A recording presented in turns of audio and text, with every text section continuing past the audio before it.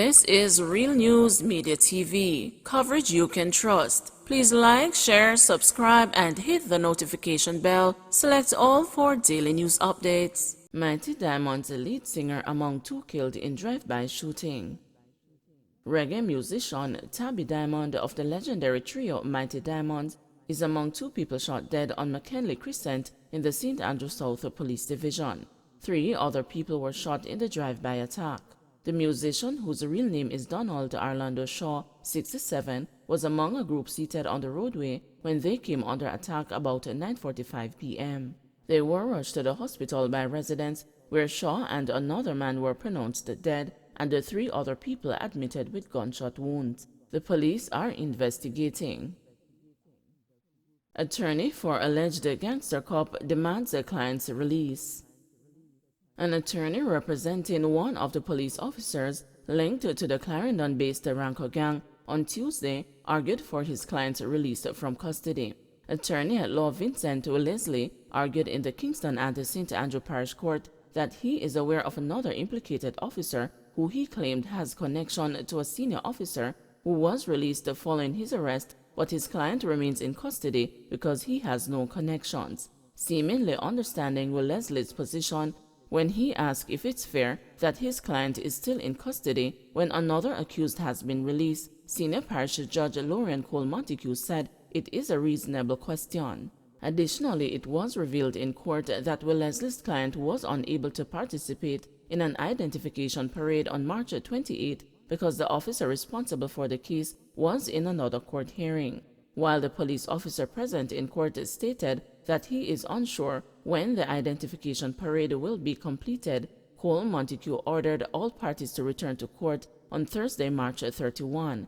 Leslie's client was remanded in custody. 4 cops were among 12 people arrested Friday following a 2-year anti-gang investigation by the Jamaica Constabulary Force.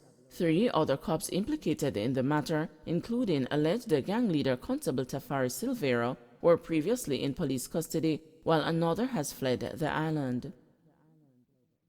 Man shot in drive-by attack on Nelson Road. The police were at the scene of a drive-by shooting along Nelson Road, Kingston 13. About 9:20 p.m., explosions were heard and an unidentified man was found suffering from gunshot wounds. He was rushed to the hospital. The police were summoned and are now combing the scene for evidence. Several residents were crying as it appears that the injured man was critical. A whole heap of shot fire, more than 15, a resident told the news. Another Portland wanted man captured. The Portland police have reported the capture of 19-year-old Mark Bonnie McNeil of Wayne Road, Port Antonio on Tuesday, March 29. McNeil was wanted for the offenses of housebreaking and larceny and escaping custody in January 2021 and 2022 respectively. It is reported that McNeil was in the hospital for treatment when he escaped custody and was on the run. He was subsequently captured in a raid at a premises located at Bermuda Lane, Port Antonio, between the hours of 5:30 p.m. and 6:30 p.m. The owner of the premises was also taken into custody for questioning. Superintendent in charge of Portland, Kenneth Chin, commended the citizens for their support in the capture. Through the assistance of the citizens, this is the second wanted person arrested in Portland within the last 7 days, the first being Portland's most wanted Davian Bryan, who was arrested on March 23. This brings the total to 6 wanted persons or persons of interest taken into custody in the parish since the start of 2022, Chin said. With the cooperation of our citizens and robust operational activities, as at March 29, 2022, Portland is experiencing a 56% decrease in serious and violent crimes when compared to 2021, the superintendent added. We urge the citizens of Portland to continue to work with us to keep Portland the safest parish in Jamaica, he said. 88-year-old Kingston woman on assault charge after altercation with her son's girlfriend. An 88-year-old Kingston woman says a restraining order she took out against her son's girlfriend is behind an assault charge brought against her. The elderly woman, Viola Stedford, pleaded not guilty to assault occasioning actual bodily harm when she appeared before Senior Parish Judge Lorian Cole Montague in the Kingston and the St. Andrew Parish Court on Tuesday. Stead Ford is accused of pushing the complainant, Daniel Bell, causing the latter to be burnt by a bowl of hot soup she had been holding. "I am not guilty. This is coming from a feelings because I took out a restraining order to get her to stop come to the house because she and my son fight every minute and the police come in and I just can't take it," Stedford said. In response, Cole Montague said, "I understand what you are saying. I will note your plea of not guilty. I am going to set a further date for the matter, which means you have to come back to court." Looking at the sturdy elderly woman, Cole Montague inquired about her age, and upon learning that the defendant is 88 years old, the judge said, "You are doing well for yourself." Both parties are to return to the Kingston and the St. Andrew Parish Court on May 2. Government accused of making criminals out of cops. While making it clear that he is not on the side of criminal cops, Jamaica Police Federation Chairman Corporal Rohan James is insisting that the government has made its employees susceptible to illegal activities because of the less than livable wage paid by the state. Corporal James was speaking with the news against the background of last Friday's arrest of 4 constables suspected of being members of the Ranko gang. The criminal organization is also said to be headed by a member of the constabulary who was arrested on a previous occasion. In February this year, Jamaican policewoman Shellyan Allen was officially indicted by a South Florida grand jury with importing cocaine into the United States with the intent to distribute the illegal substance, some of which were illegally found in her vagina and stomach. If convicted, she faces up to 40 years in prison on each count.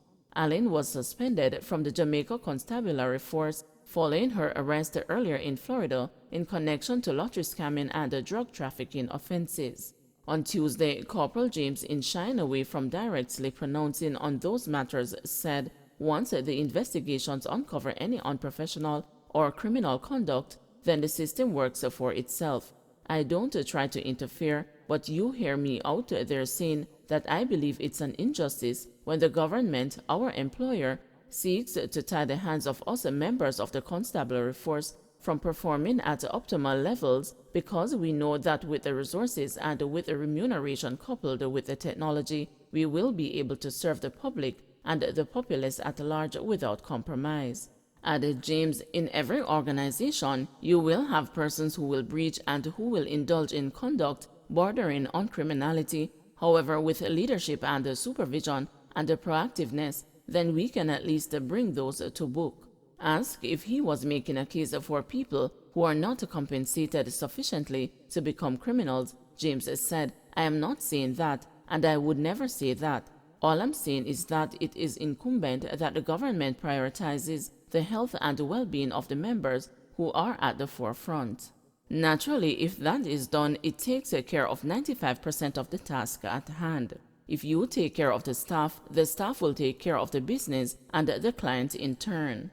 Noting that the cops so far fingered as being on the wrong side of the law are all constables who earn $82,000 before taxes, James said, notwithstanding allowances for expenses like housing, salaries, and still poor. In operating principally, you cannot cause somebody to be operating at a deficit and expect that everybody is going to have the moral compass to stand up against the corruption when you have made them susceptible and vulnerable, he argued. The logical conclusion is take care of the welfare and the well-being, and you will afford those with the capacity and the integrity to operate within the framework of the law to bring those in breach to book, James added. Cops, in addition to their basic pay, receive allowances for uniforms, housing or rental, motor car, bicycle, motorcycle upkeep, and in instances entertainment and utility, which are borne by the state. All members of the police force are allowed attendance and medicine free of charge from government medical officers in their respective divisions, but this concession does not extend to their wives and families. Medical attendance includes operating and room charges, all necessary surgical treatment, laboratory and X-ray examinations. Members of the constabulary are forbidden from soliciting or accepting presents other than the ordinary gifts from personal friends whether in the form of money, goods, free or reduced passages, or other personal benefits, and from giving such presents. War worry as flour prices hiked again. Jamaicans have been warned that they will continue to feel the wrath of price increases in flour-based products should the Russia-Ukraine war not ease before reaping season this summer. That dour news has come from Derek Nemard, Managing Director of Jamaica Flour Mills, in the wake of another hike in flour prices, which took effect here on Monday. In recent months, local consumers have had to pay more for many basic commodities whose prices have been risen because of global supply chain woes, which have worsened since the month-long military conflict in Ukraine. Among the spin-off concerns is a rise in wheat and grain prices. A lot of it depends on the geopolitical climate we find ourselves in if the war continues in Ukraine, Nemard said of price volatility in a news interview on Tuesday. He said overseas suppliers of wheat and grain would normally export in July and August and replant in September and October. But the war will affect those timelines if the conflict drags on longer. The Kremlin has indicated that it is scaling back on its invasion to focus on the Donbas region in Ukraine's east, but pundits are cautious about those overtures. Right now, as we approach June and July, they should be harvesting. If the war continues and they are not able to harvest, then the quantity will be lost to the world, said Nemhard. If it prolongs even further, they'll miss their export window. If it prolongs even further, they'll miss their replanting, which will have repercussions for the entire year until the replanting season comes around again, so it's hard to say what will happen. He is hopeful that the war will end soon so that suppliers will catch their harvest and kickstart exports, which would cause the price to come tumbling down. Jamaica Flour Mills has been hit by multiple price increases for wheat and grain in 2021 alone, as well as freight charge hikes. Don't forget to like, share, subscribe, and hit the notification bell. Select all for daily news updates.